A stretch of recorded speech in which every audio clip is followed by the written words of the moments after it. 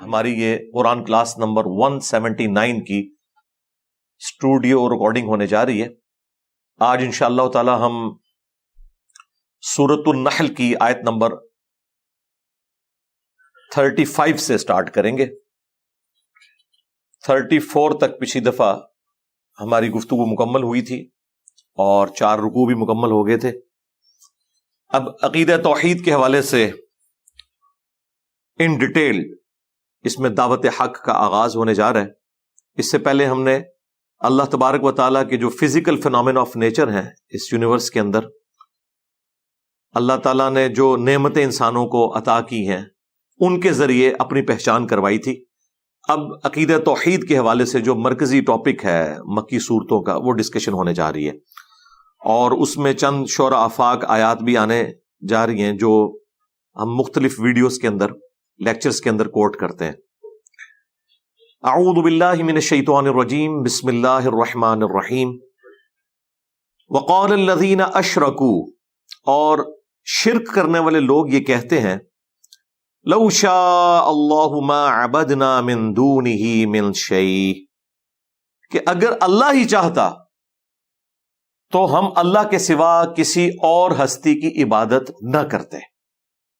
نحن، نہ ہم، ولا آباؤنا، اور نہ ہی ہمارے باپ دادا. اب دیکھیں، دل بےمان تے حجتاں ٹھیر، یعنی انسان اگر بےمانی کے اوپر اترا ہو تو کس طریقے سے پوری ڈاکٹرن کو الٹنے کی کوشش کرتا ہے. اب اگر کسی کلمہ گو توحید کے ماننے والے کے سامنے یہ سٹیٹمنٹ دی جائے تو وہ اس کا انکار بھی نہیں کر سکتا. کون کہے گا؟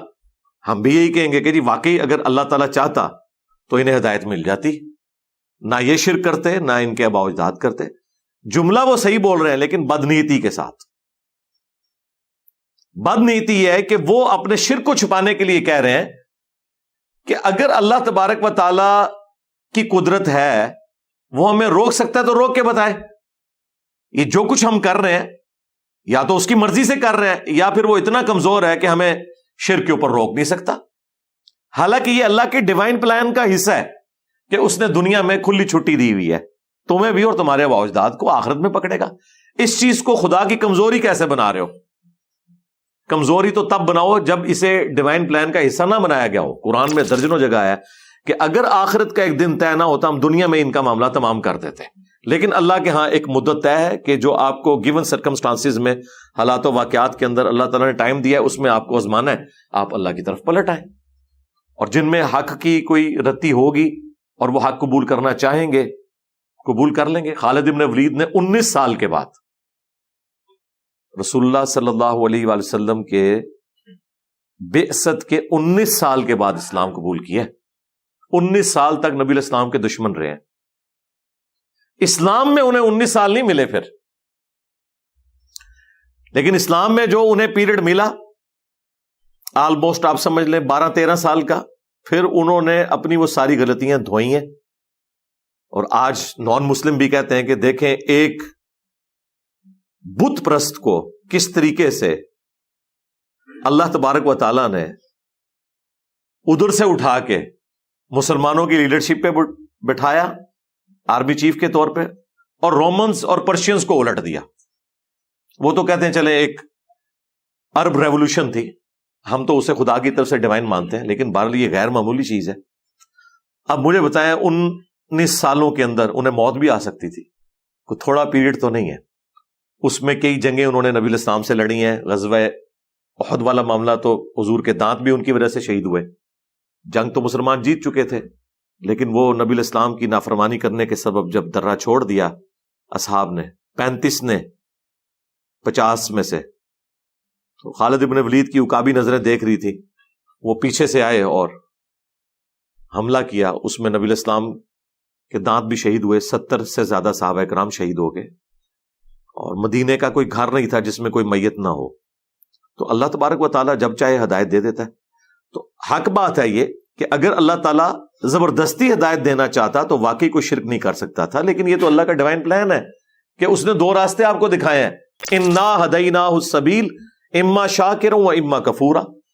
اگر یہ امتحان نہ ہو تو پھر آخرت کے انعامات بغیر محنت کے تو مل نہیں سکتے. یہ اللہ کے ڈیوائن پلان کا حصہ ہے. اسلام کا مقدمہ، دین کا مقدمہ، رسولوں کا مقدمہ اس پہ قائم ہے کہ آپ نے آخرت کے ساتھ سے جوڑ کے دیکھنا ہے. ورنہ تو واقعی دنیا میں اگر دیکھا جائے تو یہ خدائی نظام بھی فیل ہے. اگر صرف دنیا کی حد تک دیکھا جائے، ہٹلر مار گیا 6 لاکھ یا 60 لاکھ یہودیوں کو، خود اس نے خودکشی کر لی، 6 لاکھ دفعہ اسے پھانسی کوئی نہیں ہو سکی. ہاں اگر آخرت کے ساتھ جوڑیں تو ہر مظلوم کے بدلے اسے ایک دفعہ پھانسی دینا اور ہر دفعہ زندہ کرنا اور پھر پھانسی دینا، یہ اللہ تعالیٰ کی قدرت سے باہر نہیں ہے. لہٰذا آخرت کے ساتھ جب تک ہم اس معاملے کو نہیں جوڑیں گے تو دین کا مقدمہ آپ کو سمجھ نہیں آئے گا. تو اللہ تعالیٰ فرما رہے کہ یہ لوگ کہتے ہیں کہ اگر اللہ تعالیٰ چاہتا تو نہ ہم شرک کرتے نہ ہمارے آباء و اجداد. وَلَا حَرَّمْنَا مِن دُونِهِ مِن شَيْءٍ، اور ہم اللہ تعالیٰ کی جو حلال کردہ چیزیں ہیں ان کو حرام نہ ٹھہراتے، اور جو اللہ تعالیٰ نے حرام ٹھہرائی ہوئی چیزیں ہیں ان کے سوا اور چیزوں کو حرام نہ ٹھہراتے. یہ جو خود ساختہ شریعت ہے یہ بھی اللہ تعالیٰ کی مرضی سے ہی ہو رہا ہے. نعوذ باللہ. كَذَلِكَ فَعَلَ الَّذِينَ مِن قَبْلِهِمْ، یہی حرکت کی تھی اگلے لوگوں نے بھی جو ان سے پہلے گزر چکے. یہ اگلے ویسے ہم تو اردو میں بول دیتے ہیں نا جو بعد میں آنے والے ہیں، لیکن اردو لنگوسٹک میں اگلوں سے مراد ہے جو آگے گزر چکے. ہم پچھلے ہیں کیونکہ وہ ہم سے پہلے آگے جا چکے ہیں، ہم ان کے پیچھے پیچھے جا رہے ہیں. فَهَلْ عَلَى الرُّسُلِ إِلَّا الْبَلَاغُ الْمُبِينُ، تو رسولوں پر تو سوائے حق کو واضح پہنچا دینے کے اور کوئی چیز رسولوں کے ذمہ نہیں ہے. پیغمبروں کا کام تھا، انہوں نے اپنا کام پورا کر دیا. یعنی پیغمبروں نے صرف حق پہنچانا تھا، گھول کے کسی کو پلانا نہیں تھا، نہ زبردستی کسی کو ہدایت کے راستے کے اوپر لے کر آنا تھا. یہ اس چیز کا مطلب ہے. اللہ چاہتا تو یہ بھی کر سکتا تھا، لیکن پھر وہ امتحان ختم، پھر جنت اور جہنم کا کانسیپٹ ختم. لہذا دین کا مقدمہ قرآن جو ٹوٹیلٹی میں پیش کر رہا ہے اس کو سمجھنے کی ضرورت ہے. اللہ نے کبھی بھی زبردستی ہدایت نہیں دینی، بلکہ اللہ تعالیٰ نے انسان کی چوائس کے اوپر چھوڑ دیا. یہ اکثر ایک جملہ بولا جاتا ہے نا، جو کچھ ہو رہا ہے وہ اللہ کی مرضی سے ہو رہا ہے. یہ جملہ غلط ہے. جو کچھ ہو رہا ہے وہ اللہ کی اجازت سے ہو رہا ہے، مرضی سے کچھ بھی نہیں ہو رہا، سوائے ان کاموں کے کہ جو اللہ چاہتا ہے کہ انسان کرے. ہم نماز پڑھ رہے ہیں، ہاں اللہ کی مرضی سے. جو نماز چھوڑ رہے ہیں وہ اللہ کی مرضی سے نہیں چھوڑ رہے، اللہ کی اجازت سے چھوڑ رہے ہیں. اجازت کیا کہ 2 راستے ہیں، خواہ یہ راستہ اختیار کرو خواہ یہ کرو. انا ہدیناہ السبیل اما شاکرا و اما کفورا. ہدایت کا راستہ بھی واضح کر دیا ہے، گمراہی کا بھی، چاہو تو شکر گزاری کی روش اختیار کرو خواہ ناشکری کی. لیکن آخرت میں پکڑ لے گا. تو اللہ تبارک و تعالیٰ کی مرضی سے ہر کام نہیں ہو رہا، اس کی اجازت سے ہو رہا ہے. مرضی اس کی وہی ہے جو اس نے پیغمبروں کے ذریعے بتائی ہے. ہاں اب چونکہ اس نے اجازت دے دی ہے کہ میرے مرضی کے خلاف بھی جا سکتے ہو، ورنہ تو یقین کریں اذان ہو اور کوئی مسجد کی طرف نہ جائے تو اس کے پاؤں زمین میں دھنس نہ جائے. ایسے نہیں ہوگا. اور نہ یہ ہوگا کہ اذان ہو رہی ہے تو زبردستی آپ کے پاؤں چلنا شروع کر دیں مسجد کی طرف، یہ بھی نہیں ہوگا. اور اسی اختیار کی وجہ سے آخرت میں جنت اور جہنم کا فیصلہ ہونے والا ہے. اس کانٹیکسٹ میں سورہ الزمر کی ایک آیت ہے جو میں اکثر کوٹ کرتا ہوں چونکہ یہ کریٹیکل ٹاپک ہے. سورہ الزمر کے سٹارٹ کے اندر ہی سورت نمبر 39 ہے. کراس ریفرنس کے طور پہ میں وہ آیت کور کر دوں. اور یہ قرآن کی چند آیات ایسی ہیں کہ جن کو بارہا ڈسکس کرنا ضروری ہے، ادروائز انبیاء کا مقدمہ، کتابوں کا مقدمہ لوگوں پر عیاں نہیں ہوگا. سورہ زمر 39 نمبر سورت ہے اور اس کے سٹارٹ میں ہی آیت نمبر 7 ہے. ان تکفروا فإن اللہ غنی عنکم، اگر تم اللہ کی نافرمانی کرو گے، کفر کرو گے تو یاد رکھنا اللہ بے پرواہ ہے. یعنی تمہارے کفر کرنے سے اللہ کی شان میں کوئی کمی نہیں آئے گی، نہ اسے ٹینشن ہوگی کہ یار بندے میں نے پیدا کیے تھے، پیروی یہ شیطان کی کر رہے ہیں. نہیں، اسے پتا ہے کہ میں نے کھلی چھٹی دی ہوئی ہے.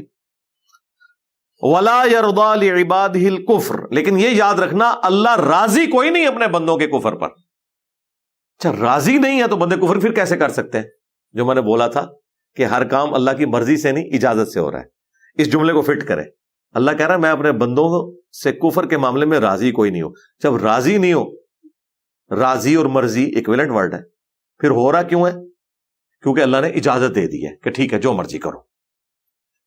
وَإِن تَشْكُرُوا يَرْضَهُ لَكُمْ، اور اگر تم شکر گزاری کی روش اختیار کرو گے تو یہ اللہ کی مرضی ہے. وَلَا تَزِرُ وَازِرَةٌ وِزْرَ أُخْرَى، اور کوئی بوجھ اٹھانے والی جان دوسرے کا بوجھ نہیں اٹھائے گی. ثُمَّ إِلَىٰ رَبِّكُمْ مَرْجِعُكُمْ، اس کے بعد تمہیں لوٹ کر اپنے رب کی طرف جانا ہے. فَيُنَبِّئُكُمْ بِمَا كُنتُمْ تَعْمَلُونَ، وہ پھر تمہیں خبر دے دے گا جو کچھ تم دنیا میں اعمال کیا کرتے تھے. إِنَّهُ عَلِيمٌ بِذَاتِ الصُّدُورِ، بے شک وہ تو سینوں میں چھپے ہوئے رازوں کو بھی جاننے والا ہے، اس سے کوئی چیز چھپی ہوئی نہیں ہے. تو اس میں واضح آ گیا کہ اللہ کی مرضی یہ ہے کہ شکر گزاری کی روش اختیار کرو، اللہ کی مرضی یہ ہے کہ نافرمانی نہ کرو. لیکن نافرمانی کر سکتے ہو، اجازت دی ہوئی ہے اس نے، آخر تمہیں پکڑ لے گا وہ. اب سورہ النحل کی آیت نمبر 36، یہ قرآن حکیم کی شعرا، آفاق، توحید سے متعلق، انبیاء کی دعوت سے متعلق آیات میں سے ایک آیت ہے.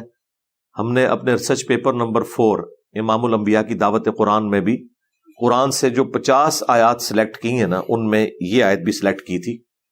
وہ 50 آیات وہ ہیں کہ آپ کو پورے قرآن کا مقدمہ سمجھ آ جائے گا.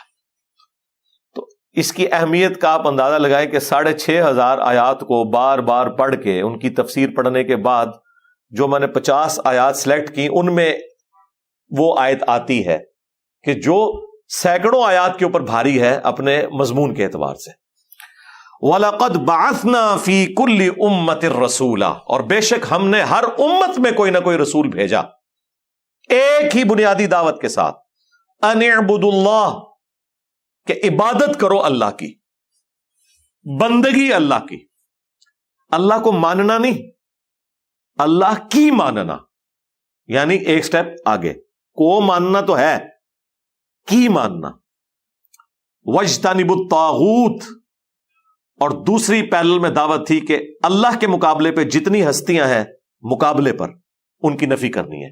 شیطان کے راستوں کی پیروی نہیں کرنی، طاغوت کی نفی کرنی ہے. طاغوت، طغا، طغیانی کا لفظ اردو میں بھی استعمال. سمندر میں طغیانی کب آتی ہے؟ جب وہ اپنی باؤنڈری سے باہر نکل جاتا ہے.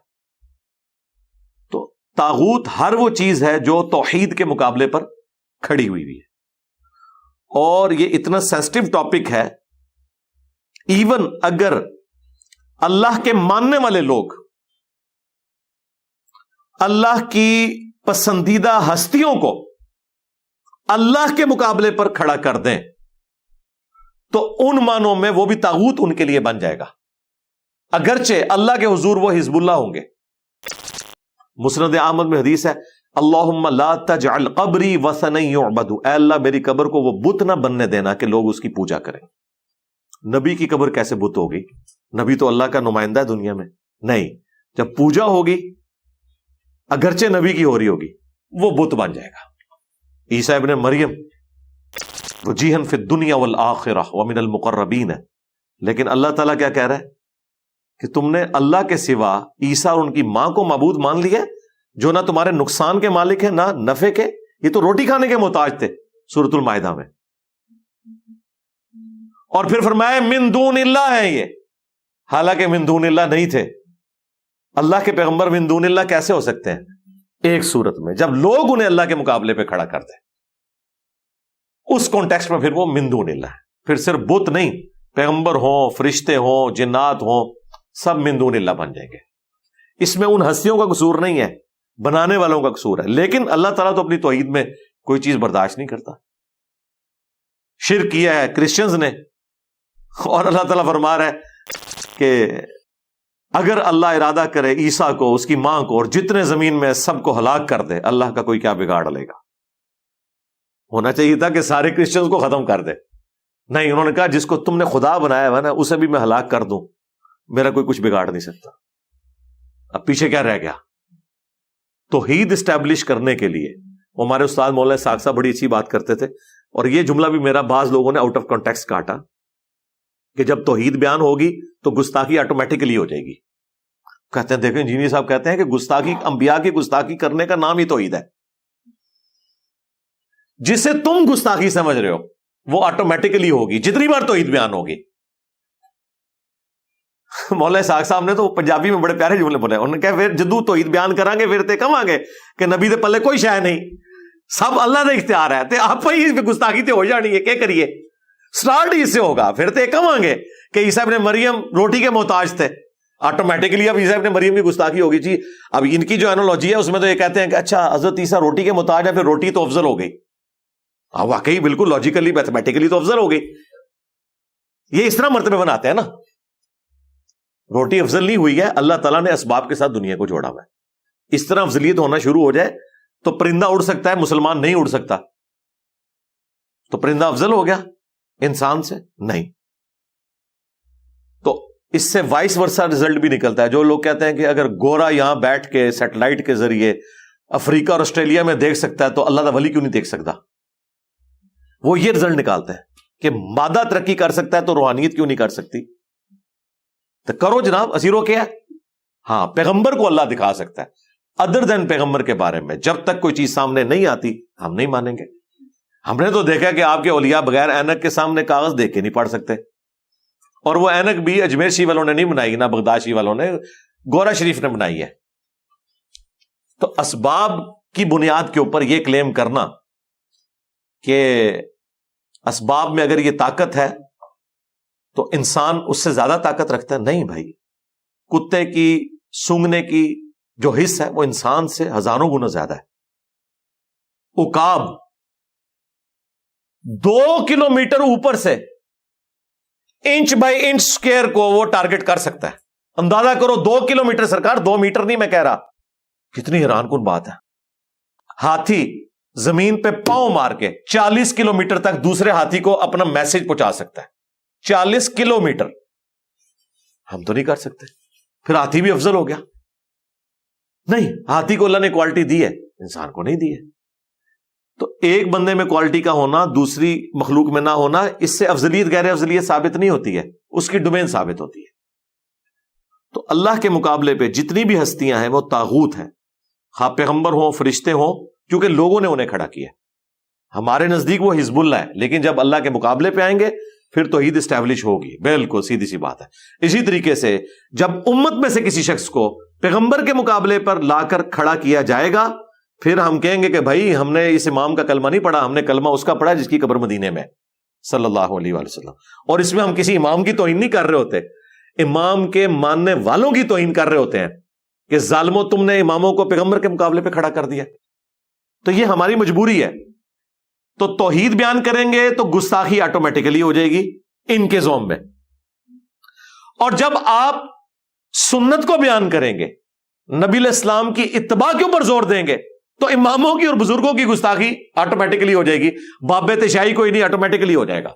اس کے بغیر چارہ ہی کوئی نہیں, کیونکہ مقابلے میں وہ کھڑے ہوئے ہیں نا, مقابلے پہ آ رہے ہیں تو کٹتے چلے جائیں گے. یہ تو کلیئر کٹ بات ہے, اور اس میں کوئی دوسری رائے نہیں ہے. دیکھ لیں صحیح بخاری میں حضرت ابو بکر کا جو خطبہ ہے حضور کی میت کے اوپر, کم از کم 4 جگہ پہ یہ حدیث تفصیل سے آئی ہے. اب میت کے اوپر بجائے صحابہ کرام کو کوئی تسلی دینے کے, کوئی درود شریف کی محفل کروانے کے, کوئی حضور کے فضائل میں آیات پڑھنے کے, وما ارسلناک الا رحمۃ للعالمین, یا جی ان اللہ وملائکتہ یصلون علی النبی اللہم صلی علی محمد وعلی آل محمد, نہ ساری آیتیں بولی ہوئی ہیں. پہلا جملہ بولا ہے من کان یعبد محمدا فإن محمدا قد مات, جو بھی تم میں محمد کی عبادت کرتا تھا کان کھول کر سن لے, محمد مر گئے. ہوئے ہوئے ہوئے ہوئے, نہ کوئی آیت نہ کوئی حدیث, فتویٰ, اور وہ بھی جعلی, کیونکہ حضور کی عبادت تو کوئی صحابی کرتا ہی نہیں تھا. تھیوریٹیکل جو ہو ہی نہیں رہا. بیسیکلی بعد والوں کو ڈرایا جا رہا ہے کہ ان کو دوسرا جیزس کرائسٹ نہ بنا لینا. انسانیت میں سب سے بڑا شرک ایک پیغمبر کے نام پہ ہوا ہے. رسول اللہ نے بھی دوسرا جیزس کرائسٹ بن جانا تھا اگر حضرت ابوبکر اس وقت بلی نہ مار دیتے. انہوں نے کہا ان کا میں دماغ صاف کر دوں. ومن کان یعبد اللہ فإن اللہ حی لا یموت, اور جو کوئی اللہ کی عبادت کرتا ہے وہ جان لے اللہ زندہ ہے, اسے کبھی موت نہیں آئے گی. یہ ایک انہوں نے خود ساختہ جملہ بولا, بالکل صحیح بولا, ہمارا بھی یہی عقیدہ ہے. اس کے بعد انہوں نے کہا میں دلیل میں آیت پیش کرتا ہوں. آیت میں یہ الفاظ کوئی نہیں تھے. آیت میں یہ تھا وما محمد الا رسول قد خلت من قبلہ الرسل افئن مات او قتل. محمد تو نہیں مگر ایک رسول، ان سے پہلے بھی اور رسول ہو گزرے، اگر یہ مر جائیں یا جنگ میں قتل کر دیے جائیں کیا تم اپنا دین چھوڑ دو گے؟ لیکن حضرت بکر نے یہ نہیں بولا. حضرت بکر نے کہا تم میں جو محمد کی عبادت کرتا تھا جان لے محمد مر گئے، اور جو اللہ کی عبادت کرتا ہے وہ جان لے کہ اللہ زندہ ہے، دین نے باقی رہنا ہے. ہزاروں انبیاء آ کے چلے گئے، کیا اللہ کی توحید ختم ہو جائے گی؟ اللہ تو کسی پیغمبر کا محتاج ہی نہیں. پھر دوسری آیت پڑھی انک میت وانہم میتون، اے نبی تمہیں بھی مرنا ہے، تمہارے مخالفین کو بھی مرنا ہے. پھر تیسری آیت پڑھی، بخاری میں تو 2 آیتوں کا ذکر ہے، المستدرک للحاکم میں تیسری آیت پڑھی سورۃ الانبیاء سے کہ نبی ہم نے تم سے پہلے بھی جتنے انبیاء بھیجے تھے ہم نے انہیں انسان بنایا تھا، اور ان کے جسم ایسے نہیں بنائے تھے کہ وہ ہمیشہ دنیا میں رہے، وہ سب کے سب دنیا سے چلے گئے. اور بخاری کے الفاظ ہیں، صحابہ کہتے ہیں ہمیں یوں لگا کہ یہ آیت آج ہی نازل ہوئی ہے، حالانکہ احد کے موقع پہ نازل ہوئی تھی 8 سال پہلے. لیکن حضرت بکر نے کیسا چھکا مارا کہ بالکل پوائنٹ پہ آگے وہ آیت بیان کی. اور صحابہ کہتے ہیں کتنے دن تک، یہ بخاری کے الفاظ ہیں سرکار، یہ کہانی شریف نہیں بخاری شریف، کتنے دن تک ہم اپنا غم غلط کرنے کے لیے کہ ہمیں یقین آ جائے کہ نبی الاسلام دنیا سے چلے گئے ہیں، ان کے لیے تو بہت مشکل چیز تھی. ہم جب بھی ایک دوسرے کو ملتے تھے نا تو سلام کے بعد یہی پڑھتے تھے وما محمد الا رسول قد خلت من قبلہ الرسل. دیکھیں صحابہ کرام ایک دوسرے کو تسلی بھی آیات پڑھ کے دے رہے ہیں. آیت نازل ہوئی احد کے موقع پہ جب حضور کی شہادت کی افواہ پھیل گئی اور صحابہ نے تلواریں پھینک دی، اللہ نے کہا نبی چلے گئے تو کیا توحید ختم ہو جائے گی؟ امپلیمنٹ کدھر ہوئی؟ حضور کی وفات کے اوپر، بڑے ٹائم کے اوپر لا کے نا، جسے کہتے ہیں نا یکا پھینکنا، یہ حضرت بکر نے کیا. اور دیکھ لیں ادھر امت کا ایک ٹاپ کا بندہ وہ ڈسیو ہو گیا ہوا ہے، حضرت عمر. بخاری کے الفاظ ہیں جو کہے گا حضور فوت ہو گئے میں اسے قتل کر دوں گا. حضرت بکر کہہ رہے ہیں بیٹھ جا، وہ بیٹھ ہی نہیں رہے. آپ نے کہا چھوڑ دو عمر کو اس کے حال پہ، تم میری طرف آؤ. جب خطبہ دیا ہے تو بخاری کے الفاظ ہیں، حضرت عمر کہتے ہیں جیسے ہی ابو بکر نے یہ جملہ بولا اور آیت پڑھی وما محمد الا رسول قد خلت من قبلہ الرسل، تو میرے پاؤں میرے جسم کا وزن نہیں اٹھا سکے، گھٹنوں کے بل گرے. پھر انہیں یقین آ گیا کہ دیٹس آل، بس نبی علیہ السلام دنیا سے جا چکے ہیں. تو اللہ تعالیٰ نے ہر امت میں کوئی نہ کوئی رسول اٹھایا. وَلَقَدْ بَعَثْنَا فِي كُلِّ أُمَّةٍ رَسُولًا، ہر امت میں ان اعبدوا اللہ، کہ عبادت کرنی ہے اللہ کی، وَاجْتَنِبُوا الطَّاغُوتَ، اور خدا کے مقابلے پہ ہر چیز کی نفی کرنی ہے، مقابلے پر. یہ جو ہے نا ان اعبدوا اللہ، عبادت کرنی ہے اللہ کی. عبادت کہتے ہیں ٹوٹل اوبیڈینس کو. عبادت سے مراد صرف نماز روزہ حج زکات کرنا نہیں ہے، حقوق اللہ بھی شامل، حقوق العباد بھی شامل. ٹوٹل اوبیڈینس، بندگی کا رشتہ، یعنی جیسے غلام اور مالک کا ہوتا ہے نا، وہ کیا رشتہ ہوتا ہے کہ جو آقا کہے گا میں نے وہ کرنا ہے. یہ ہے بندگی اللہ کی کرنی ہے، ٹوٹل اوبیڈینس. یہ نہیں ہے کہ رمضان کا خدا اور ہے اور غیر رمضان کا خدا اور، نمازوں کا خدا اور ہے، زکات کا خدا اور. کئی لوگ ہیں پکے نمازی ہیں، کروڑ پتی ہیں، زکات کا پوچھے کہتے نہیں ہم نے کبھی حساب نہیں کیا، بس بے حسابہ دے دے، کیونکہ حساب کیتا تو پھر بہت زیادہ دینا پینا ہے. رمضان میں ایک افطاری کروا دی. ظاہر ہے میرے بھائی 1 ارب پہ 2.5 کروڑ کی زکات نکلتی ہے. ہاں جی 1 کروڑ پہ 2.5 لاکھ تو سمجھ آتا ہے. جیسے بلین میں فگر جاتا ہے نا، 1 ارب پہ 2.5 کروڑ زکات، ایک بار دماغ چکرا جاتا ہے. اور یہ جب 1 ارب 10 ارب ہو جائے اور وہاں سے 2.5 کو آپ ذرا 10 سے ملٹیپلائی کریں 25 کروڑ ہو جائے، پھر جناب ادھر ہاتھ پڑتا ہے. یہ وجہ پھر وہ کہتے ہیں ہم نے حساب کیا ہی نہیں ہے. کاروبار جی پورے حساب سے کرتے ہیں، اللہ کی باری یہی تو حساب کیا نہیں بھئی. اللہ نے ہر چیز حساب کے ساتھ رکھی. یہ بھی جو پبلک میں مشہور ہے نا کہ جی اللہ کا ذکر بغیر حساب کے کرنا چاہیے، حضور نے کوئی ذکر بھی بغیر حساب کے نہیں بتایا. اور نمازیں بھی بتائی ہیں 5 ہیں، ان کی بھی رکعتیں بتائی ہیں بلا حساب، نہیں کہ فجر جتنا بھی ہو چلو 2 نہیں تھے 2 نہیں تھے 4 نہیں تھے 4 نہیں تھے 8 نہیں، 2 سے کم پڑھیں گے پھر بھی نہیں ہوگی، 2 سے زیادہ پڑھیں گے پھر بھی نہیں ہوگی. تسبیحات تک بتائی ہیں تو بتایا یہ 33 بار پڑھنی ہے. اور یہ 34 دفعہ پڑھنا ہے، یا تینوں کو 33 دفعہ پڑھنا ہے اور 100 کا عدد پورا کرنے کے لیے لا الہ الا اللہ وحدہ لا شریک لہ پڑھنا ہے. کوئی چیز بغیر حساب کتاب کے نہیں، ہر چیز میتھمیٹیکل ہے. وراثت کے سارے قوانین بتائے ہیں، پورا بتایا ہے. 1/8 بیوی کو ملے گا، 1/4 خاوند کو ملے گا، اس میں بھی یہ تفریق ہوگی. ماں باپ کو 1/6 1/6 ملے گا. زکوٰۃ کی باری ہے تو کہتے ہیں جی بغیر حساب کے ہم دے رہے ہیں کیونکہ دینی نہیں پوری، تو اپنے آپ کو نا ایک دھوکے میں رکھا ہوا ہے. ٹھیک ہے جی، ایک افطاری کروا دی، رمضان میں تھوڑا سا راشن تقسیم کر دیا، اور بھائی جو تمہاری اس میں اکوٹی لگی ہوئی ہے ساری کی ساری،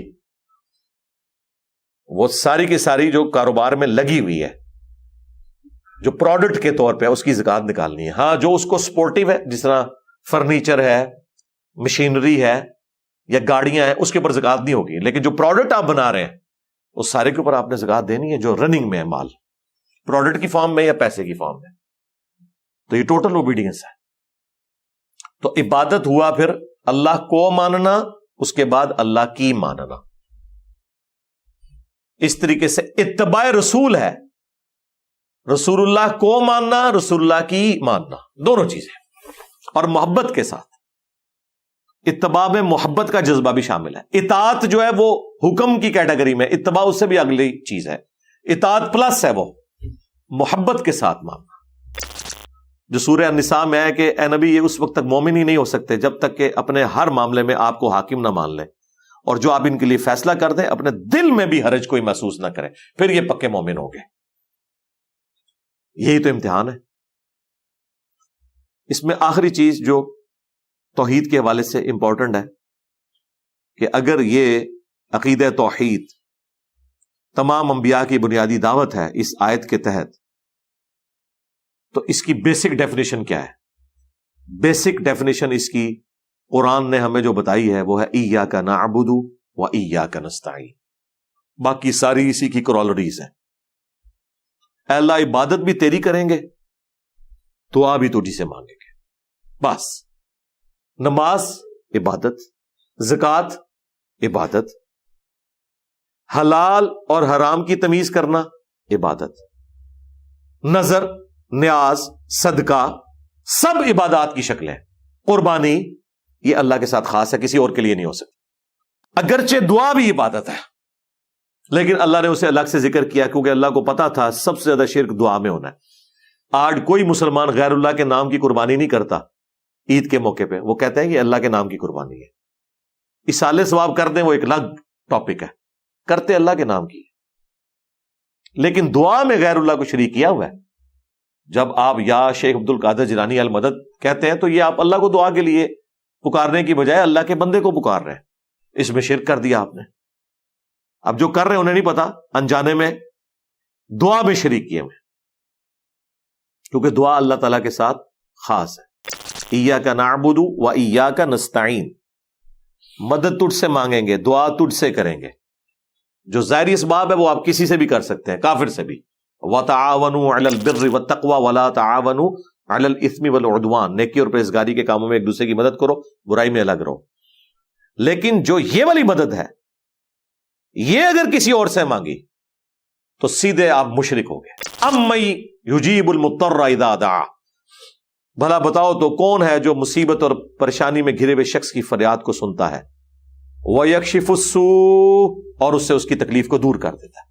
وَيَجْعَلُكُمْ خُلَفَاءَ الْأَرْضِ، اور زمین پر تمہیں اگلوں کا خلیفہ کرتا ہے، تمہارے ماں باپ کے بعد تمہیں، تمہارے مرنے کے بعد تمہاری اولاد کو.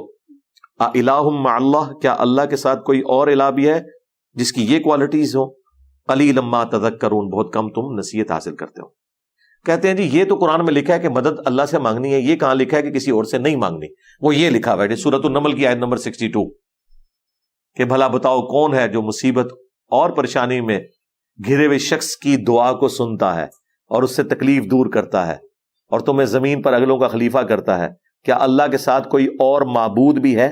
اِلَٰهٌ مَّعَ اللَّهِ، یعنی یا شیخ عبد القادر جیلانی کا مطلب ہے کہ عبد القادر جیلانی کو آپ نے معبود مان لیا، چاہے آپ لاکھ کہتے رہے وہ اللہ کے بندے ہیں. اللہ نے جو ڈیفینیشن بتائی ہے اس میں معبود مان لیا. ڈیفینیشن آپ کی نہیں چلے گی. ہاں، بارش کون برساتا ہے؟ اللہ. ڈیوٹی کس کی ہے؟ فرشتوں کی. بارش اگر آپ فرشتوں سے مانگیں گے کہ اللہ نے ڈیوٹی لگائی ہوئی ہے، فارغ. اور پیغمبر نے بھی صلاۃ الاستسقاء پڑھی ہے، پیغمبر نے بھی اللہ سے مانگا ہے، بارش کی نماز سکھائی ہے، ورنہ اللہ تعالیٰ کے جو فرشتے ہیں وہ تو نبی الاسلام کے پاس آتے تھے، آپ ان سے ڈائریکٹ بات کر لیتے کہ جی میکائیل ذرا 2 بدل بھیج دے ادھر. امت نے تو 4 ہاتھ آگے جانا تھا. اور یہ وہ مثال ہے جو ہم نے کٹر قسم کے جو شرک کرنے والے کلمہ کو مشرک ہیں ان کے سامنے بھی رکھی ہے نا، کانپ اٹھے. یا علی مدد، یا شیخ عبد القادر جیلانی مدد، اس کے اوپر ان کا دل سیٹسفائی نہیں ہو رہا، ان کے سامنے آیتیں پیش کر رہے ہیں، نہیں سمجھ آ رہی. پھر میں جٹ کی مثال رکھتا ہوں کہ بتاؤ بارش کون برساتا ہے؟ اللہ. ڈیوٹی کس کی؟ فرشتوں کی. تو فرشتوں سے بارش مانگے یا اللہ سے؟ نہیں کہتے بارش اللہ سے مانگے. کیوں؟ ڈیوٹی لگی ہوئی ہے نا. نہیں دعا اللہ سے کرنی ہے.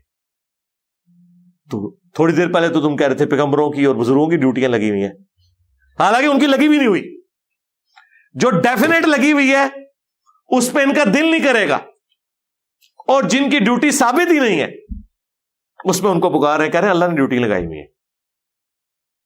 ہم تو کہہ رہے ہیں جن کی ڈیوٹیاں لگی ہوئی تم مانتے ہو، تم ان سے دعا نہیں کرتے ہو، اور جن سے تم دعا کر رہے ہو ان کی ڈیوٹیاں تم ثابت نہیں کر سکتے. اگر ثابت بھی ہو جائیں تو تم نے ہمیں خود ہی بتا دیا ہے کہ بارش فرشتوں سے نہیں اللہ سے مانگ. سمپل سی بات ہے، یہ بالکل ون سائیڈڈ مقدمہ ہے. اور قرآن و سنت اپنے اس مقدمے میں بالکل واضح ہے. یہ چونکہ میرا فیوریٹ ٹاپک ہے، اس کے اوپر میں نے مسئلہ نمبر 3 ریکارڈ کروایا، دعا صرف اللہ ہی سے. اور ریسرچ پیپر نمبر 3 ہے، جتنے انہوں نے شیطانی دھوکے دیے میں وہ میں نے اس میں سیٹل کیے ہیں. دعا صرف اللہ ہی سے. اس کا نام میں نے توحید ورسز شرک نہیں رکھا، کیونکہ یہ چڑھتے ہیں توحید کے لفظ سے بھی اور شرک سے ڈرتے ہیں. تو میں نے اس کا عنوان رکھا تھا دعا صرف اللہ ہی سے. یہ کوڈ ورڈ میں نے توحید کی دعوت پہنچائی تھی. اور الحمدللہ جس نے پڑھی، اب ایک عام آدمی کو دے نا دعا صرف اللہ ہی سے، وہ کہے گا ہاں یار اسی بھی تو اللہ کو ہی منگنے ہیں نا، اسی کہڑا عبد القادر جیلانی کو منگنے ہیں، جو مانگ بھی رہا ہوگا. اب تو وسیلے ہی ڈالتے ہیں، لیکن وہ جب پڑھے گا تو اسے پتا چلے گا بھی اس میں تو صلاۃ الغوثیہ بھی میں نے لکھی ہوئی ہے، اس میں تو ڈائریکٹ مانگا ہوا ہے. اور قرآن و سنت کیا بتا رہے ہیں. اور پھر نبی الاسلام کے معجزات کو مس یوز کرتے ہیں کہ جی صحابہ کرام جو ہیں وہ اللہ سے نہیں مانگتے تھے، حضور سے جا کے کہتے تھے یا رسول اللہ ہمارا یہ مسئلہ ہے، اور نبی الاسلام دعا کرتے تھے، مسئلہ حل ہو جاتا تھا. کبھی کسی کی پنڈلی کی ہڈی ٹوٹ گئی ہے تو نبی الاسلام ہاتھ پھیر دیتے تھے. وہ معجزات کو دعا بنا لیتے ہیں، وہ اسباب ہیں. آج بھی نبی الاسلام ہمارے سامنے موجود ہوں، ہم حضور کے پاس ہی ڈائریکٹ جائیں گے کہ یا رسول اللہ ہمارا یہ مسئلہ حل کریں.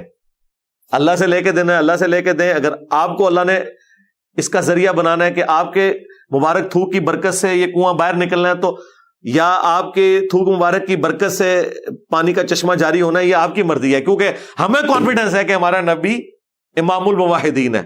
ہاں اگر ہم شرک کر رہے ہوں گے وہ ہمیں ڈانٹ دے گا، اور وہ تو شرک کر ہی نہیں سکتا، تو ہم ہر مسئلہ نبی کے پاس لے کے جائیں گے. تو حضور کے معجزات اور نبی الاسلام سے جا کے دعا کروانا، اس سے کوئی یہ والا شرک ثابت نہیں ہوتا جو انہوں نے مچایا ہوا ہے. یہاں تو کوئی دور دور تک کوئی شائبہ بھی نہیں ان چیزوں کا، لیکن تماشا بنایا ہوا ہے. تو یہ چونکہ کریٹیکل آیت تھی، میں اس کے اوپر اسی لیے تفصیل سے بولا. اس میں ایک آخری بات جو اسی کانٹیکسٹ میں، کہ ہر امت میں کوئی نہ کوئی رسول آیا، لیکن یہ واحد پیغمبر ہیں ہمارے صلی اللہ علیہ وآلہ وسلم کہ ختم نبوت کی برکت سے اللہ تعالیٰ نے 2 کوالٹیز ایکسٹرا آرڈنری دے دی. نمبر 1 کہ ختم نبوت کی وجہ سے نبیوں والا کام شفٹ کر دیا امت کو، کہ اب نبی کوئی نہیں آئے گا، یہ امت ہوگی تو امت، لیکن کام نبیوں والا کرے گی. یہ بہت بڑا ٹائٹل ہے. یہ اکثر کہتے ہیں نا جی اس امت کی فضیلت ہے، وہ فضیلت اس وجہ سے ہے کہ کام نبیوں والا شفٹ ہوا ہے.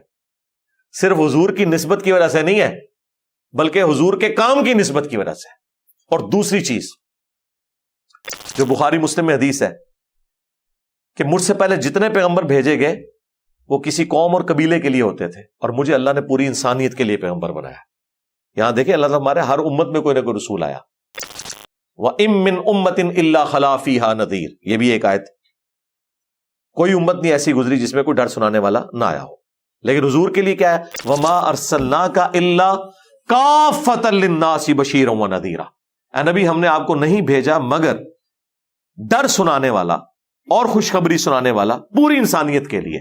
وَمَا أَرْسَلْنَاكَ إِلَّا رَحْمَةً لِلْعَالَمِينَ، ہم نے آپ کو رحمت بنا کے بھیجا ہے تمام جہان والوں کے لیے. تمام جہانوں کے لیے بھی درست ہے ترجمہ، اور تمام جہان والوں کے لیے بھی درست ہے۔ وَلَقَدْ بَعَثْنَا فِي كُلِّ أُمَّةٍ رَسُولًا، اور بے شک ہم نے ہر امت میں کوئی نہ کوئی رسول بھیجا ایک ہی بنیادی دعوت کے ساتھ، ان اعبدوا اللہ، کہ ماننی اللہ کی ہے، بندگی اس کی کرنی ہے، عبادت اس کی کرنی ہے، ٹوٹل اوبیڈینس اس کی ہے، وَاجْتَنِبُوا الطَّاغُوتَ، اور اللہ کے مقابلے پہ جتنی بھی ہستیاں ہیں جو خدا کے مقابلے پہ کھڑی ہو جائیں وہ طاغوت ہے، وہ اپنی باؤنڈری سے باہر نکل چکی ہیں، وہ طغیانی والا معاملہ ہے، ان سے تم نے اجتناب کرنا ہے، وہ تمام شیطان کے راستے ہیں۔ فَمِنْهُمْ، تو یہ ساری امتوں میں ایسے لوگ تھے، من ہدی اللہ، جنہیں اللہ نے ہدایت دے دی، وَمِنْهُمْ مَنْ حَقَّتْ عَلَيْهِ الضَّلَالَةُ، اور ان میں ایسے لوگ بھی ہیں جن کے اوپر گمراہی کی مہر لگ چکی ہے، اب وہ ریورس نہیں ہونے کی، لیکن یہ اللہ نے نہیں لگائی، انہوں نے اپنے کرتوتوں کی وجہ سے اللہ کی ڈیوائن مہر اپنے اوپر لگوائی ہے۔ اللہ کی صفت عدل کہیں پہ بھی چیلنج نہیں ہوگی، اللہ تعالیٰ کسی کو گمراہ نہیں کرتا، ہاں گمراہی انسان خود کماتا ہے، اللہ تو ہدایت ہی دیتا ہے، یہ انسان ہے جو ہدایت قبول کرنے سے انکار کر کے گمراہی کا راستہ اختیار کر لیتا ہے۔ قرآن بھی گمراہ نہیں کرتا، جس کا یہ عقیدہ ہے نا کہ قرآن پڑھ کے کوئی گمراہ بھی ہو سکتا ہے، وہ کافر ہے۔ اور یہ قرآن کی ایک آیت کو انہوں نے مس کوٹ کیا، یضل بہ کثیر ویہدی بہ کثیرا، اللہ تعالیٰ اس کے ذریعے لوگوں کو ہدایت بھی دیتا ہے اور گمراہ بھی کر دیتا ہے۔ آدھی آیت پڑھی، وہ تو اللہ تعالیٰ نے کہا ہے کہ جو اہل ایمان ہے جب ان پہ قرآن نازل ہوتا ہے وہ کہتے ہیں یہ حق ہے، اور جو قرآن کی بات نہیں ماننا چاہتے وہ کہتے ہیں یہ اللہ تعالیٰ نے کیا مکھی اور مچھر کی مثالیں قرآن میں بیان کر دی ہیں، اتنی بڑی ہستی، تو اللہ نے کہا یہ اس لیے بیان کیے تاکہ تم اس کا انکار کر کے گمراہ ہو جاؤ اور جو اہل ایمان ہے وہ ہدایت پا جائے۔ یعنی جنہوں نے بات نہیں ماننی تو انہوں نے کیڑے نکالنے ہیں، اللہ تعالیٰ نے اپنے علم کا روب نہیں کسی کے اوپر ڈالنا تھا۔ اللہ نے کہا کہ اللہ اس بات سے حیا محسوس نہیں کرتا کہ مچھر کی مثال بیان کرے یا اس سے بھی کسی حقیر چیز کی، کیوں؟ اللہ کی آڈینس ایک ان پڑھ بھی ہے، ایک پڑھا لکھا بھی ہے، اس لیے اللہ تعالیٰ نے چھوٹی چھوٹی مثالیں دی ہیں۔ مکھی کی مثال آئی نا سورۃ الحج میں کہ جن ہستیوں کو اللہ کے سوا تم پکار رہے ہو، اپنا مشکل کشا سمجھ رہے ہو، معبود سمجھ رہے ہو، ان کی حالت یہ ہے کہ ایک مکھی نہیں پیدا کر سکتے، اور مکھی اگر ان کے کھانے سے کچھ اٹھا کے لے جائے اسے واپس نہیں لے سکتے۔ کتنے کمزور ہیں جن کو تم نے اپنا معبود مانا ہوا ہے۔ پھر سورۃ العنکبوت میں اللہ تعالیٰ نے کفار کے ایمان کو مکڑی کے جالے سے تشبیہ دی، ایک جھاڑو پھرتا ہے وہ جالے پڑے ہوئے، یہ تمہارے ایمان کی ٹوٹل اوقات ہے۔ تو یوں اللہ تعالیٰ نے حقیر چیزوں کی مثال دے کے بھی سمجھایا تاکہ بات سمجھ آ جائے۔ تو جو اس مثال کو لیتے تھے اللہ نے کہا کہ وہ حق قبول کر رہے ہیں، اور جو اس کا مذاق اڑا رہے ہیں نا تو پھر یہ اسی لیے ہے کہ تاکہ تم مذاق اڑاؤ اور گمراہ ہو جاؤ، یہ ٹونٹ کے طور پہ بات ہے، ورنہ اللہ تعالیٰ کی کتاب ہدی للناس ہے، پوری انسانیت کے لیے ہدایت ہے۔ فسیروا فی الارض، تو زمین میں سیاحت کر کے دیکھو، فانظروا کیف کان عاقبۃ المکذبین، کہ جو ان سے اگلے لوگ تھے جنہوں نے اپنے وقت کے پیغمبروں کا انکار کیا، انہیں جھٹلایا، ان کا انجام کیسا ہوا۔ اور یہ لوگ دیکھتے تھے، مشرکین عرب جب شام میں تجارت کے لیے جایا کرتے تھے تو راستے میں وہ ساری بستیاں آتی تھیں، ان کے کھنڈرات آتے تھے جو اگلی قومیں ہلاک کی گئیں۔ اب تو خیر سعودی حکومت نے ابھی ریسنٹلی بھی میری کوئی 1-1.5 ہفتہ پہلے بات ہوئی، سعودیہ میں جو مسجد نبوی کا چینل چلا رہے ہیں نا بھائی، وہ پاکستان سے ہی ہیں، تو مسلسل رابطے میں رہتے ہیں۔ اب انہوں نے ساری ہسٹوریکل پلیسز جو ہے، جب سے یہ محمد بن سلمان آیا نا، یہ چونکہ تھوڑا سیکولر ٹائپ بندہ ہے، یہ اس طرح کٹر وہابی نہیں ہے، تو انہوں نے تمام تاریخی مقامات کو رینیو کرنا شروع کر دیا۔ تو مجھے بتا رہا تھا کہ عتبان بن مالک کا گھر بھی ہم نے کھول دیا ہے۔ اب وہ یہ مجھے ہی بتا سکتا تھا، اب آپ لوگوں کو کون بتائے گا عتبان بن مالک کون ہے؟ میں نے کہا یار کمال ہے۔ کہتے ہیں وہ گھر ابھی تک اسی حالت میں تھا چونکہ وہ دور تھا۔ عتبان بن مالک وہ ہے کہ بخاری مسلم میں حدیث ہے، ایک صحابی حضور کے پاس آئے، کہنے لگے یا رسول اللہ، یہ جب بارش ہوتی ہے تو مدینے کے ندی نالے بہہ پڑتے ہیں، تو میں مسجد نبوی میں جماعت سے نماز نہیں پڑھ سکتا، تو آپ کبھی ٹائم نکال کے میرے گھر آ جائیں اور 2 نفل وہاں پڑھ دیں، وہ میری مسجد بیت بن جائے گی۔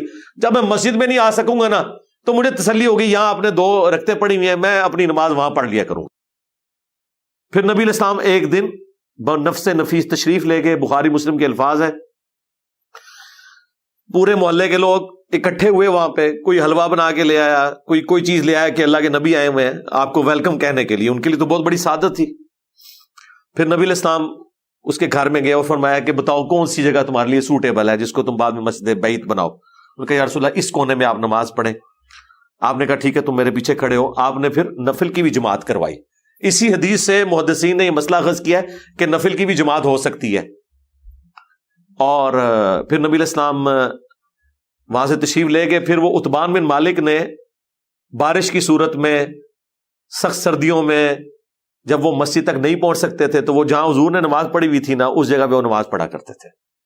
اور وہ گھر ابھی تک موجود تھا، وہ مدینے سے تھوڑا ہٹ کے کسی وادی میں تھا، تو وہ اسی حالت میں تھا. اس کو انہوں نے اب رینیو کیا اور ہسٹوریکل پلیس کے طور پہ ڈکلیئر کر دیا. حضرت علی کا گھر بحال کر دیا انہوں نے، سیدہ فاطمہ کا گھر، حضرت عثمان کا، حضرت بکر صدیق کا. اور اس طرح حضرت عثمان کا جو کنواں تھا، وہ سقیفہ بنی ساعدہ والا معاملہ تھا، وہ بنی ساعدہ کا وہ جو باغ تھا جہاں پہ وہ پہلی بیعت ہوئی تھی، وہ سارا انہوں نے رینیو کر دیا. تو وہ ساری ہسٹوریکل پلیسز کو اب رینیو کرتے جا رہے ہیں. تو وہ یعنی مجھے بتا رہے تھے کہ اب ہم ایک ایک کر کے نا لوگوں کے لیے چیزیں کر رہے ہیں تاکہ لوگ آ کے اس سے عبرت حاصل کریں. تو اس میں کوئی ایسا معاملہ تو نہیں ہے کوئی بدعت والا یہ وہ. میں نے کہا بدعت والا معاملہ نہیں ہے جب تک کہ وہاں غلط ایکٹیویٹیز پرفارم نہ کی جائے. یہ تو نبی الاسلام کی یاداشتیں ہیں، ان کو سنبھالنا چاہیے. اور امت کا کام ہے کہ صرف یاداشتوں تک نہ رہے. اس سے بڑی چیز تو اللہ کے نبی آپ کو دے کے گئے جو ہر گھر میں موجود ہے، اللہ کی کتاب. ہاں، وہ عتبان بن مالک کا گھر تو مخلوق ہے نا، اصل جو حضور کی دعوت ہے وہ تو قرآن ہے، وہ تو ہر گھر میں موجود ہے. اسے بھی اتنی امپورٹنس دی جائے. تو کفار مکہ جب ان جگہوں سے گزرتے تھے تو ان بستیوں کو دیکھتے تھے. اللہ نے کہا کہ دیکھو یہ تم سے پہلے یہ لوگ تھے، برباد کر دیے گئے. تو اس وقت سے ڈر جاؤ کہ اس نبی کا انکار کرنے پر تم پر بھی عذاب آئے. اور پھر آیا غزوہ بدر کی شکل میں، احد کی شکل میں، اور پھر خندق پہ مسلمانوں کو پاور تسلیم کر لیا مشرکین عرب نے. پھر اللہ نے ہدایت دے دی. فتح مکہ کے اوپر جب دھمکی لگائی گئی سورہ توبہ میں کہ بس 23 سال ہو چکے ہیں اب، دیٹس آل، اب یا تو اسلام قبول کرو گے یا عرب کی سرزمین تمہیں چھوڑنی پڑے گی. یہ حرم مکہ اب قیامت تک کے لیے، یا پھر قتل کیے جاؤ گے. اللہ کا شکر ہے سب نے اسلام قبول کر لیا. اللہ نے اس چیز کی پرواہ نہیں کی کہ 13 سالہ مکی قرآن، 2/3 قرآن کافروں کو دھمکی لگا رہا تھا کہ تم پہ عذاب آئے گا جس طرح اگلی قوموں پہ آیا. لیکن اینڈ پہ اناؤنسمنٹ ہوئی کہ سب معاف، لا تثریب علیکم اليوم، معافی ہوگی. ہاں یہ ایک شرط رکھتی. تو باقی لوگوں نے بھی اسلام قبول کر لیا. انہیں نظر آ گیا کہ اللہ کے پیغمبر ہیں. ابو سفیان دیکھے نا، حضرت خالد بن ولید پہنچ گئے ابو سفیان کے پاس. انہوں نے کہا یار اب کون سا تجھے کوئی شک رہ گیا. اور حضرت عباس کے ساتھ تو بڑی پکی دوستی تھی ابو سفیان کی. عمر سیریز میں انہوں نے وہ سارے سین فلمائے ہیں. انہوں نے کہا اب بھی تو آ کے کہہ رہے کہ کوئی دلیل چاہیے. دیکھ اللہ نے کس طرح ایک نہتے شخص کو جس کو تم نے راتوں رات ہجرت پہ مجبور کیا تھا، دیکھو آج کس طریقے سے اللہ نے طاقت دی ہے. اور پھر دیکھیں وہ مکہ کے لوگ بالکل اینڈ پہ مسلمان ہوئے. انہوں نے سوچا بھی نہیں تھا کہ اللہ نے ان کے ذریعے ان رومنز اور پرشینز کو کھڑوانا ہے جن کے ناموں سے یہ کامتے تھے. اللہ نے ان کو مسلط کر دیا ان کے اوپر. پھر کوئی سامنے نہیں ٹھہرا. اور آلموسٹ 5 سے 7 سال کے اندر رومن اور پرشین امپائر، یہ 13 ہجری میں دونوں جنگیں ہوئی ہیں، قادسیہ اور یرموک. حضور کی وفات کے 2.5 سال کے بعد یہ سب کچھ کایا کلب ہو گیا تھا. الحمدللہ کیا اللہ تعالیٰ نے مسلمانوں کو غلبہ دیا. ان تحرص علی ہداہم، اے نبی اگر تم ان کی ہدایت کے لیے حرص کرو گے نا، فإن اللہ لا یہدی من یضل، تو دیکھو جو گمراہی پہ اترا ہوا ہے اپنے اعمال کے سبب اللہ نے اسے گمراہ کر دیا ہے، اللہ اسے اب ہدایت نہیں دے گا. یعنی حضور کو کہا جا رہا ہے اگر آپ کی بھی خواہش ہے نا، ہم نے ان کو ہدایت نہیں دینی کیونکہ انہوں نے گمراہی کمائی ہے. ہاں انک لا تہدی من احببت ولکن اللہ یہدی من یشاء، اے نبی جس سے تم محبت کرتے ہو اسے ہدایت نہیں دے سکتے، اللہ جسے چاہتا ہے ہدایت دیتا ہے. اور کسے دیتا ہے؟ جو ہدایت کا طلبگار ہو. والذین جاہدوا فینا لنہدینہم سبلنا، جو لوگ ہماری راہ میں کوشش کریں گے ہم اپنی راہیں ان کے لیے کھول دیں گے. وما لہم من ناصرین، اور ان کا کوئی مددگار نہیں ہوگا. وَأَقْسَمُوا بِاللَّهِ جَهْدَ أَيْمَانِهِمْ، اور انہوں نے اللہ کی قسم کھائی بڑی شد و مد کے ساتھ کیا قسمیں کھاتے تھے؟ لا یبعث اللہ من یموت، کہ اللہ تعالی مرنے کے بعد کسی کو زندہ نہیں کرے گا. جی یہی ہے طریقہ. آپ اگر بلی کو غائب نہیں کر سکتے، اپنی آنکھیں تو بند کر سکتے ہیں نا. زندہ ہو گئے تو مارے گئے. تو پھر بہتر یہ ہے کہ آخرت کا انکار کر دو. جب آخرت کا انکار کر دو پھر نہ نبی کی بات ماننے کی ضرورت ہے، نہ اللہ کی بات ماننے کی ضرورت ہے، کیونکہ جب دوبارہ زندہ ہی نہیں ہونا تو کہانی ختم. جو میں اکثر کہتا ہوں کہ اگر انسان کو کوئی تکلیف نہ آئے، نمبر 1، اور نمبر 2 اسے موت نہ آئے، تو خدا انسان کی ضرورت ہی نہیں رہے گا. 2 چیزیں، کوئی تکلیف نہ آئے اور موت نہ آئے، خدا انسان کی ضرورت ہی نہیں رہے گا. کیوں؟ ہم خدا کو کیوں اپنی ضرورت سمجھتے ہیں؟ کہ ہم نے مر جانا ہے. جب مر جانا ہے اس کا مطلب ہم اپنی زندگی کے مالک نہیں ہیں، اور جب مر کے دوبارہ زندہ کیے جائیں گے تو پھر وہ ہم سے پوچھے گا ہاں جی تمہیں تو میں نے بھیجا تھا. جہنم میں پھینک دے گا، کیا کر لیں گے؟ اور اگر ہم مرے ہی نہ تو دوسرے چانس یہ تھے کہ اس دنیا میں عذاب دے، تو وہ میں نے پہلے آپ کو بتا دیا کہ ہمیں کوئی تکلیف نہ آئے. تکلیف کیا ہے؟ فاقہ، بیماری، نوجوانی کے بعد بڑھاپا آ جانا، یہ ساری تکلیف ہیں، یہ ساری کمزوریاں. نیند، بھوک، ٹوائلٹ جانا، یہ ساری کمزوریاں ہیں. ان میں سے کوئی بھی نہ ہو اور دوسری چیز کیا مل جائے؟ موت نہ آئے، تو سرکار دنیا میں ہی جنت ہے، خدا ہماری ضرورت ہی نہیں ہے. اور سر جنت میں آپ کو یہی کچھ تو ملنا ہے، نہ بھوک نہ پیاس. لذت کے لیے کھائیں گے، بھوک کی وجہ سے نہیں کھائیں گے. نہ نیند نہ ٹوائلٹ، خوشبودار ڈکار آئے گی، سب کچھ ہضم. اور موت تو آئے گی نہیں، بڑھاپا آئے گا نہیں، ہمیشہ 30 سال کے جوان. بیماری نہیں آئے گی. تو یہ ہمارے اندر ہے، خواہش موجود ہے. تو یہ لوگ قسمیں اٹھا کے کہتے ہیں اللہ تعالیٰ کسی کو دوبارہ زندہ نہیں کرے گا. بلا وعدن علیہ حقا، کیوں نہیں؟ یہ اللہ کا سچا وعدہ ہے کہ زندہ کیے جاؤ گے. ولیکن اکثر الناس لا يعلمون، لیکن اکثر لوگ اس کو نہیں جانتے، یا جانتے بوجھتے ہوئے اس سے آنکھیں بند کر لیتے. لیبین لہم الذی یختلفون فیہ، اور یہ قیامت کے دن اللہ نے اس لیے تمہیں دوبارہ سے اٹھانا ہے تاکہ وہ تمہارے لیے کھول کے ہر چیز بیان کر دے جو تم دنیا میں اختلاف کیا کرتے تھے. وَلِيَعْلَمَ الَّذِينَ كَفَرُوا أَنَّهُمْ كَانُوا كَاذِبِينَ، اور تاکہ کافروں کو بھی پتہ چل جائے کہ دنیا میں ان کا دعویٰ جھوٹا تھا. یہ ہو کر رہنا ہے. اور یہاں پہ بھی اکثر لوگ آپ کو یہ فی البدی جملہ بولتے ہوئے سنائی دیں گے، اور یہ آگے جا کے پتہ لگ جائے گا کون ٹھیک ہے. توبہ توبہ توبہ توبہ، آگے جا کے پتہ نہیں لگے گا، لگ پتہ جائے گا. ہاں، آگے جا کے اگر کسی قادیانی کو یہ پتا چلا کہ غلام احمد قادیانی دجال نے جھوٹا دعوی نبوت کیا تھا، تو کیا اسے آخرت میں اس چیز کا پتا چلنا کوئی فائدہ دے گا؟ کسی کرسچن کو یہ پتا چلا کہ جیزس کرائسٹ تو اللہ کے بندے تھے، وہ خدا نہیں تھے، نہ خدا کے بیٹے تھے، تو یا اللہ جی ایک دفعہ دنیا میں دوبارہ بھیج دو، اب میں مواحد ہو کے آؤں گا. نہیں، تو آگے جا کے تو لگ پتا جائے گا، پتا نہیں لگے گا. لہذا پتہ لگانا ہے تو دنیا میں پتہ لگوائے، آگے جا کے پتہ نہیں لگنا، لگ پتہ جانا ہے.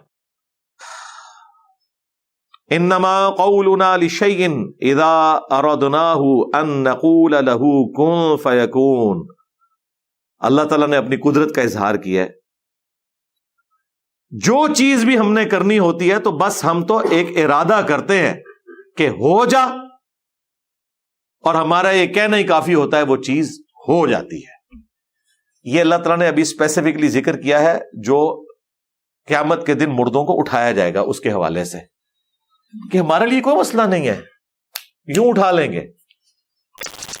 پھر اللہ تعالیٰ نے قرآن میں یہ بھی فرمایا ہے کہ جب تم کوئی شے نہیں تھے ہم نے اس وقت بھی تمہیں پیدا کیا، تو کیا دوبارہ نہیں پیدا کر سکتے؟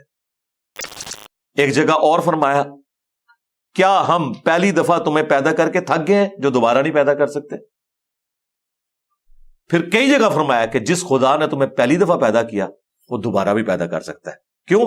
پہلی دفعہ کوئی کام کرنا مشکل ہوتا ہے، دوبارہ کرنا مشکل نہیں ہوتا، اس کام کو ریپیٹ کرنا.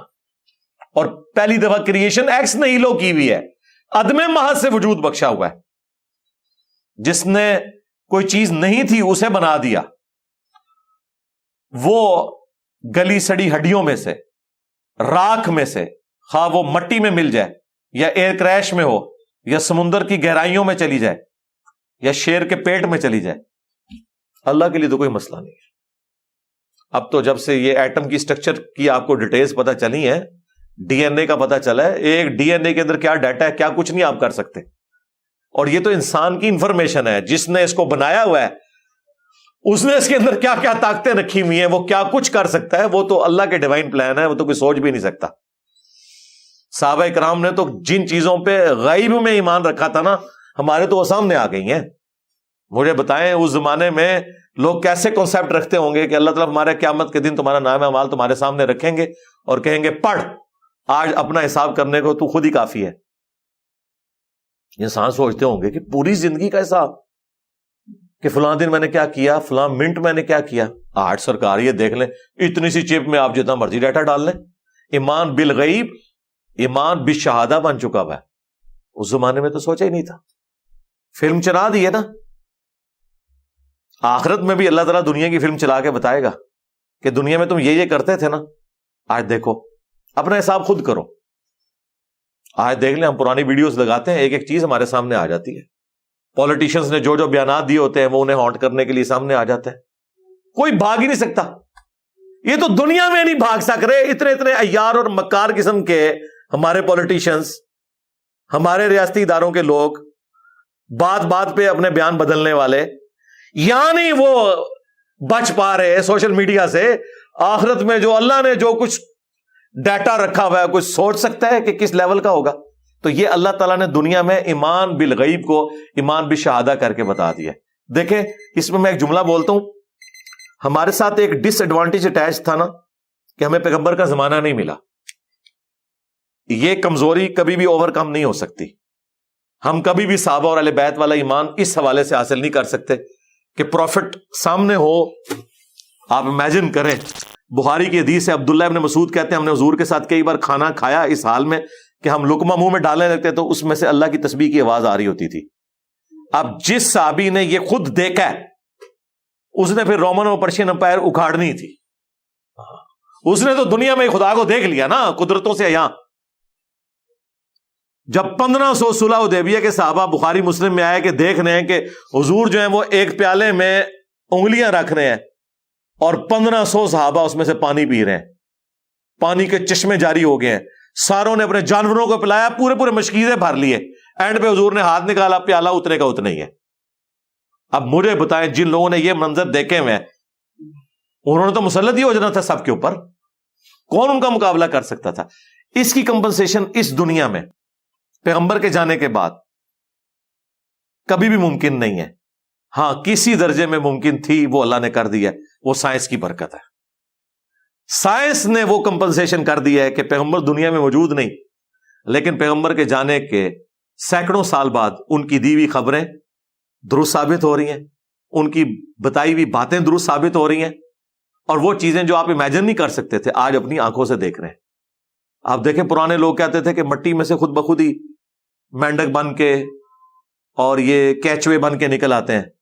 لوگ اس زندگی کو اتنا سمپل سمجھتے تھے۔ یہ تو جب ڈی این اے سٹرکچر دریافت ہوئی تو لوگوں نے کہا یہ تو اتنا کمپلیکس ڈیزائن ہے کہ پاسبل ہی نہیں ہے، جب تک اسے کسی ایک ڈیوائن وزڈم نے ڈیزائن نہ کیا ہو، کسی سپریم بینگ نے، کسی سپر نیچرل ایجنسی اتھارٹی نے۔ لوگ تو سمجھتے تھے کہ یہ آسان سی چیز ہے زندگی۔ جو ہمیں ڈیٹیلز پتہ چل رہی ہیں تو انسان دن بدن سائنس کی برکت سے خدا کے قریب ہو رہا ہے۔ یہ وہ کمپنسیشن ہے کہ پیغمبر موجود نہیں ہے، سب کچھ نظر آ رہا ہے ہمیں۔ سائنس کی برکت سے ایک ایک چیز اللہ نے دکھا دی ہے کہ یوں ہوگا، ایسے ہوگا۔ وہ جو تفصیلات جس طرح میں نے اپنی ویڈیوز میں بیان کی ہیں، میں کہتا ہوں کہ خدا کا جو تعارف سائنس نے ہمیں آج کروایا ہے، ہمارے بزرگوں کو اس کا 1000واں حصہ بھی حاصل نہیں تھا۔ وہ بالغیب ہی تھا، ہم نے تو سب کچھ دیکھ لیا ہے کہ کیا کچھ ہو رہا ہے۔ کبھی نیشنل جیوگرافک اور ڈسکوری چینل کے اوپر جب وہ فاسٹ چلاتے ہیں نا کہ ایک بیج میں سے کیسے کومپل نکلتی ہے، پھر اس میں سے کیسے درخت نکلتا ہے، اور پھر کیسے پھول لگتے ہیں، وہ تو لگتا ہے معجزہ ہو رہا ہے۔ اور کائنات میں ہر چیز معجزہ ہی تھی، بس ہم ان معجزات کے عادی ہیں کہ انڈے میں سے چوزا نکلتا ہے، ورنہ انڈے میں سے چوزے کا نکلنا مردے زندے ہونے سے بڑا معجزہ ہے۔ مردہ تو وہی زندہ ہو رہا ہے نا، یہاں تو انڈا جو ہے بدل رہا ہے کسی اور چیز کے اندر. تو کائنات کی ہر چیز معجزہ ہے، اور سائنس کی برکت سے ہمیں دن بدن اپنے خدا کا تعارف ہو رہا ہے. یہ اللہ نے اس امت میں مہربانی کی ہے. پیغمبر نہیں رہا کوئی مسئلہ نہیں، ہم تمہیں وہ چیزیں دکھا دیں گے جو اگلے لوگوں کو نہیں دکھائی تھی. سنریہم آیاتنا فی الآفاق وفی انفسہم حتی یتبین لہم انہ الحق. ان قریب ہم تمہیں تمہاری جانوں میں اور زمین و آسمان میں ایسی نشانیاں دکھائیں گے کہ تم مان جاؤ گے کہ قرآن حق ہے، یہ اللہ کی کتاب ہے اور اللہ نے دکھا دی ہے. سبحانک اللہم و بحمدک اشہد ان لا الہ الا انت استغفرک و اتوب الیک وما علینا الا البلاغ المبین. جزاکم اللہ خیر.